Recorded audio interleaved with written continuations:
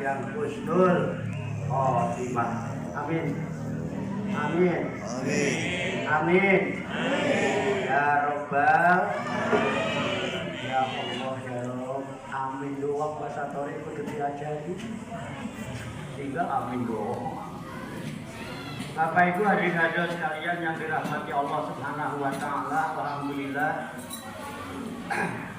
Dengan izin Allah pada malam hari ini saya bisa turut hadir berkumpul bersama-sama untuk memakmurkan malam-malam di bulan Ramadan, yaitu melaksanakan sholat isya berjamaah tadi. Insya Allah nanti kita lanjutkan dengan sholat tarawih dan witir berjamaah. Saya hadir di sini bukan untuk menggurui, bukan mengajari, cuma diminta untuk kultum. Gimana ya? Kultum. Saya agak bingung tadi mau berangkat, Pak. Nah, anak-anak kita itu kuliah ada yang 7 tahun, paling cepat 5 tahun ya. Malam hari ini di Nurul Hidayah kuliah 7 menit. Canggih bener ya, pinter-pinter berarti. 7 menit Pak kuliahnya. Jadi saya nggak banyak yang saya sampaikan. Saya hanya sekedar memberikan input, masukan aja lah. Tapi saya tetap berharap semoga input atau masukan ini nantinya bisa dijadikan bahan proses berpikir, kemudian nanti disaring dan setelahnya akan menghasilkan output yang positif. Alhamdulillah malam hari ini kita sudah memasuki malam yang ke-6 ya Pak ya, bulan Ramadan, masih pada fase awal-awal di bulan Ramadan. Saya hanya mengajak mari kita jaga nilai-nilai Ramadan dari awal ini hingga akhir Ramadan yang akan datang. Kita jaga. Setelah sampai pada akhir Ramadan, kita berharap kita termasuk orang yang beridul fitri, kembali kepada fitrah. Lalu itu kita pelihara, kita rawat sampai pada Ramadan tahun depan. Mengapa? Mengingat dan menyadari kita semua ini tidak punya jaminan untuk bisa bertemu Ramadan tahun depan atau tidak. Betul? Jadi dari awal ini kita jaga nilai-nilai Ramadan sampai akhir Ramadan, kemudian kita pelihara sampai berjumpa Ramadan yang akan datang. Saya nggak bicara banyak, namanya bulan Ramadan, ya udah saya bicara Ramadan aja. Ya, apa sih Ramadan itu? Ramadan itu salah satu dari nama bulan untuk bangsa yang hidup di Jazirah Arab. Kalau di Indonesia puasa ya, bulan puasa. Kalau orang Jawa poso gitu ya, puasa. Nah, nanti apa hubungannya Ramadan dengan puasa? Berbeda atau sama itu nantilah bahasanya. Kita Ramadan dulu aja. Ramadan itu salah satu nama bulan yang digunakan oleh orang-orang yang hidup di Jazirah Arab dulu. Nah, kemudian berkembang dengan perjalanan dakwah sampailah ke Indonesia, sehingga kita tahu tentang Ramadan. Kalau zaman dulu saya masih anak-anak nggak kenal Ramadan. Apalagi saya orang Jawa Timur, tahunya ya bulan poso.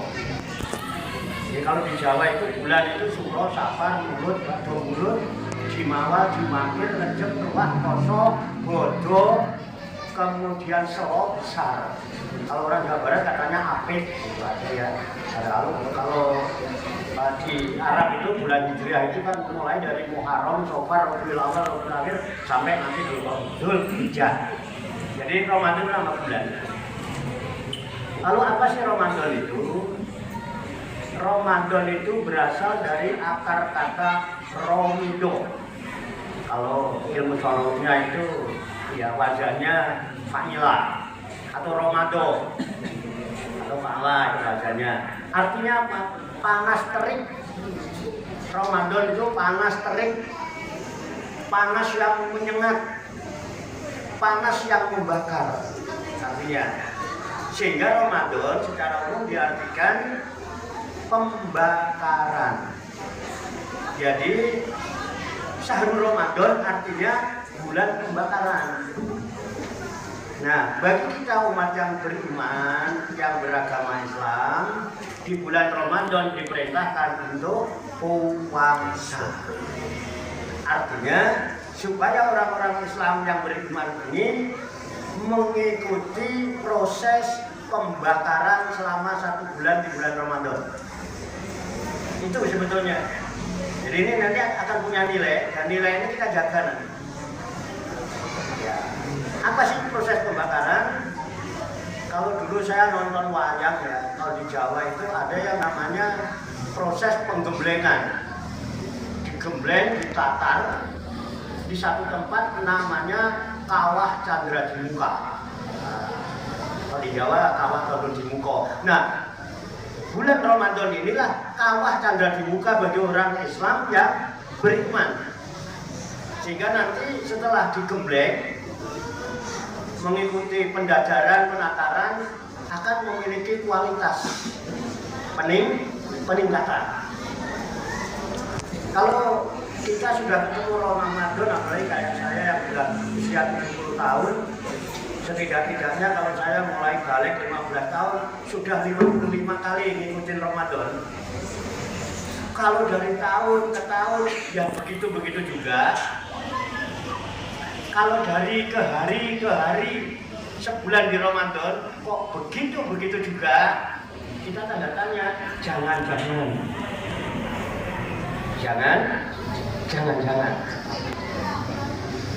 Jadi tidak mengikuti pendadaran atau penggemblengan ya sungguh-sungguh. Sehingga yang sering di Ramadan kan sampaikan Kiai Ustaz itu banyak orang yang puasa nggak dapat apa-apa dari puasanya, cuman lapar sama haus. Itu dulu kalau mendengarkan ceramahnya Pak Ustaz Satori begitu, waduh aku kerja capek-capek nggak dapat apa-apa, bayarannya belum tentu, ancamannya pasti. Jangan-jangan seperti itu ya, makanya ini perlu dijaga. Tapi yang namanya orang menjaga itu kan kata kerja. Ada yang menjaga, ada pekerjaan yang menjaga, tentu ada yang dijaga. Apa yang dijaga? Ya nilai Ramadan ini. Bapak Ibu hadirin hadirat sekalian yang dirahmati Allah Subhanahu wa Ta'ala, kita sadari dulu bahwa yang diperintahkan untuk saum puasa di bulan Ramadan itu manusia. Secara umum adalah manusia. Makanya puasa itu Islam nggak Islam tahu puasa itu. Yang penting dia manusia. Yang Islam nggak puasa ya? Ada loh. Ada pokoknya. Banyak ya. Jangan banyak, ada aja lah malu. Masa Islam nggak puasa? Ya, ada. Makanya secara umum, kenapa manusia kok suruh ikut penggemblengan, ngikutin proses pembakaran? Ya, yang kita tahu manusia itu diciptakan Allah dari tanah. Ya, alladzi arsala kulasain khalaqahu wa bada'a khalqal insan min tin. Dialah yang menjadikan baik segala sesuatu yang diciptakan, dan wa bada'a khalqal insan, dan dia memulai menciptakan manusia min tin, dari tanah. Dan dilihat di Quran ada. Nah, dulu manusia pertama itu Nabi Adam, karena kita bukan manusia pertama. Kita ini keturunannya. Itu. Kemudian kita keturunan Adam diciptakan dari saripati tanah yang diproses menjadi mimmain mahin, setetes air yang hina. Jadi manusia itu dari tanah dan hina. Kita tahu tanah itu tempatnya paling rendah, Pak. Ibu tahu tanah itu setiap hari diinjak-injak. Tetapi akhlaknya luar biasa, akhlaknya sangat mulia. Tiap hari diinjak-injak, dipacul, di macam-macam, tetapi dia nggak pernah dendam. Malah yang menginjak-injak, yang maculi, bahkan mengkotor-kotori, itu malah dikasih ubi, dikasih singkong, dikasih kacang ada jenisnya macam-macam. Ubinya juga bisa jadi macam-macam, singkongnya bisa jadi macam-macam. Keren nggak itu? Kita dari tanah itu. Nah, makanya di bulan Ramadan ini diharapkan kita itu punya kualitas. Bukan hanya sekedar bisa baik dengan orang-orang yang baik sama kita, tapi juga masih bisa bersikap baik kepada orang yang nggak baik sama kita. Dan itu dicontohkan oleh Rasulullah. Bagaimana Rasulullah dicaci maki sama orang Yahudi, justru Rasulullah yang memberikan makan menyuapinya setiap hari. Nah itu kesadaran yang harus dijaga. Tidak ada kesombongan, tidak ada kedengkian, tidak ada kebencian, angkuh, sombong, tanah. Setes air mani yang bisa. Nah, ketika tanah itu, ya walaupun dari tanah, Allah itu punya konsep, punya misi. Untuk apa tanah saya ciptakan menjadi manusia?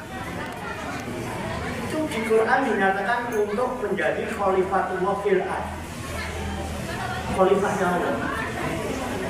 Kemudian dengan dia menjadi manusia itu, dia memiliki derajat yang tinggi.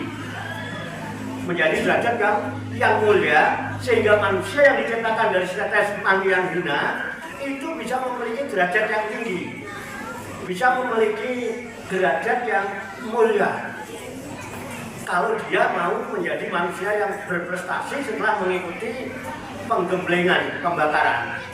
Makanya ketika orang beriman di bulan Ramadan masuk mengikuti penataran, pendadaran, penggemblengan, tujuan utamanya adalah la'allakum tattaqun. Agar mereka menjadi orang yang takwa. Kenapa takwa? Inna akramakum indallahi atqakum. Sesungguhnya orang yang paling mulia di sisi Allah adalah orang yang takwa. Derajatnya ditinggikan melebihi derajat makhluk-makhluk yang lain. Itu nilai Ramadan. Satu. Saya ini orang desa, Pak. Jadi orang kampung. Jadi saya punya pengalaman waktu masih anak-anak. Saya hampir setiap hari, karena saya orang kampung, itu melihat tanah diinjak-injak tiap hari. Jadi sengaja dikumpulkan tanah itu di satu tempat itu diinjak-injak. Injak air. Setelah diinjak-injak, dipres, Pak. Dipres. Setelah dipres, dijemur. Setelah dijemur, dibakar. Itu saya hampir setiap hari menyaksikan itu karena saya setiap berangkat sekolah jalan kaki zaman dulu. Ya, punya sepeda aja udah keren, sekarang ya enak Pak. Anak-anak sekarang gue enak banget. Ya, saya berangkat jalan kaki, tiap hari saya melewati rumah-rumah orang penduduk kampung yang tiap hari kerjanya nginjek-injek tanah. Luar biasa. Saya membuat sekarang saya jadi pelajaran, saya bisa bicara dan saya tidak menyebar dalil insya Allah karena ini pengalaman dan saya menyaksikan kenyataan itu. Jadi itulah kebenaran itu. Benar itu didapat dari pengalaman, penyaksian, kesadaran. Kita saksikan dan kita mengalami itu mesti benar. Kalau masih katanya kan masih diteliti dulu. Nah, itu yang saya alami sehingga menjadi pelajaran buat saya. Itu tanah setelah diinjak-injak, dipres, dijemur, lalu dibakar. Keluar dari pembakaran, titelnya berubah. Bukan lagi tanah, gendeng kata orang kampung saya. Bukan gendeng, bukan gendeng.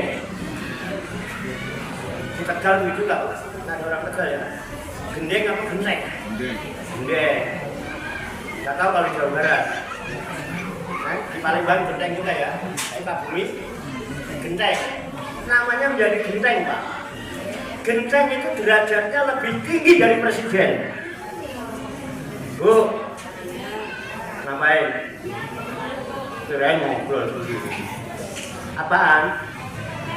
Ya, pinter terhadap. Ibu tuh dengerin Pak yang jauh tuh. Ibu tahu genteng? Genteng itu derajatnya lebih tinggi dari presiden, lebih tinggi dari raja. Ada nggak presiden yang di atas genteng? Presiden kurang gawean.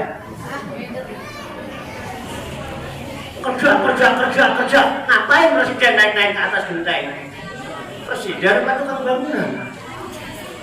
Halo? Oke? Fakta? Di bawah genteng. Kenapa? Yang dia mengikuti proses itu. Kalau tidak ada proses itu, dia tidak akan lebih tinggi dari presiden. Makanya kita orang-orang Islam yang aku beriman, apalagi tiap tahun mengikuti pendidikan tarbiyah penggemblengan di kawah Tangerang di muka Ramadan, kok sampean minder sama presiden, lucu.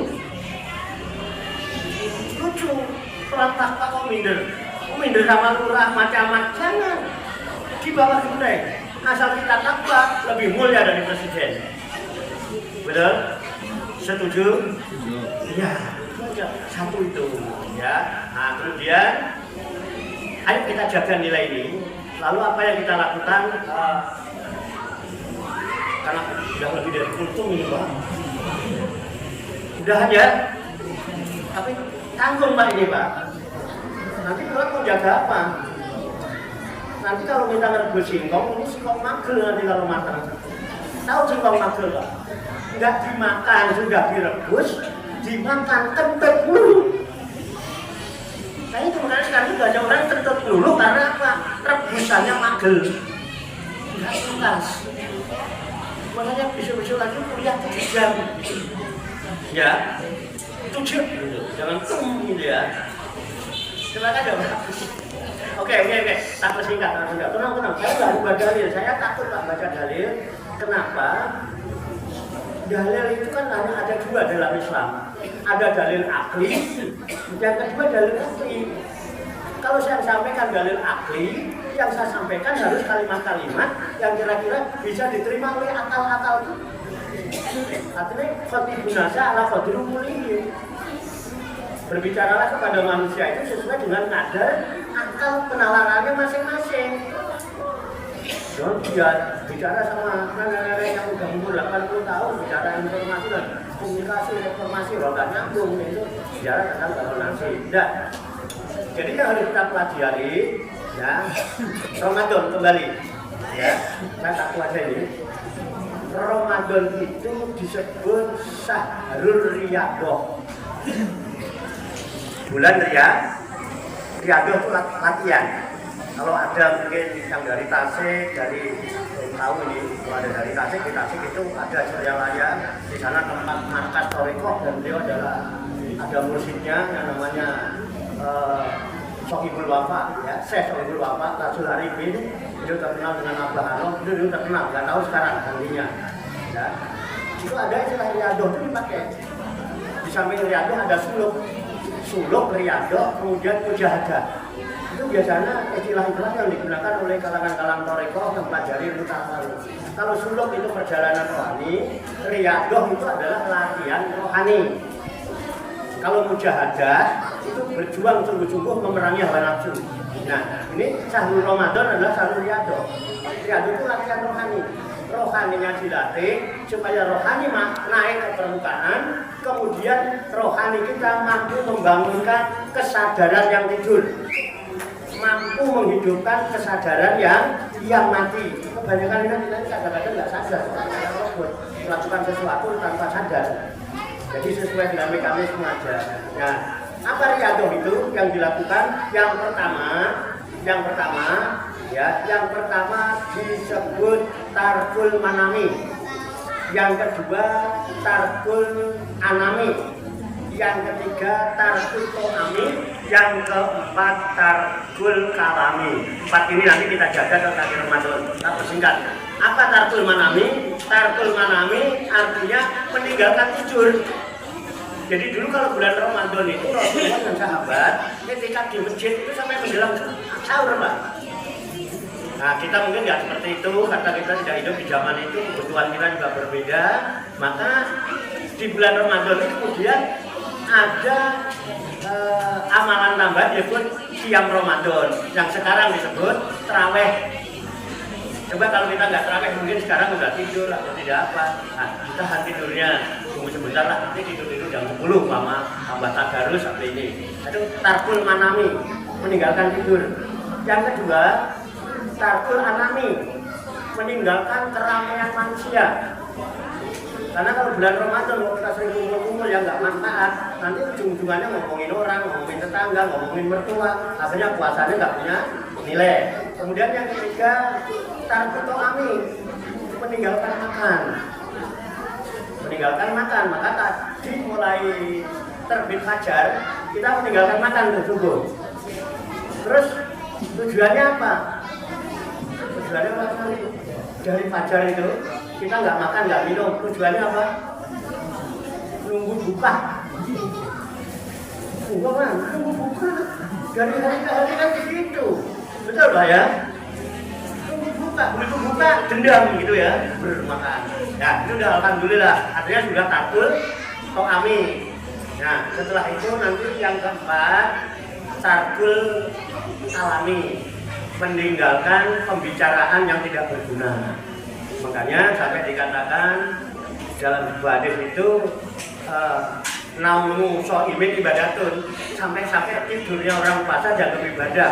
Daripada nanti kami kumpul-kumpul tidak bisa bicara yang baik-baik, terus akhirnya membatalkan pahala puasa. Tidur itu lebih baik daripada ngobrol yang gak karu-karuan. Ngobrol banyak tapi nggak jelas. Makanya yang keempat itu tarkul alami. Maka saya tidak bijaksana kalau saya bicara banyak-banyak, ya. Jadi saya harus meninggalkan ngomong banyak-banyak. Dan itu sudah lebih banyak karena sudah lebih dari 7 menit. Nah, 4 itu dijaga sampai akhir Ramadan nanti, supaya Ramadan kita minimal tahun ini tidak sia-sia, bukan hanya mendapat lapar dan haus. Kemudian nanti kita benar-benar Idul Fitri, jaga nilai-nilai ini sampai Ramadan tahun depan. Ya tadi mengingat kita tidak punya jaminan bisa sampai pada berjumpa Ramadan yang akan datang. Demikian barangkali banyak kekurangannya, banyak kesalahannya, saya mohon maaf. Wassalamualaikum warahmatullahi wabarakatuh.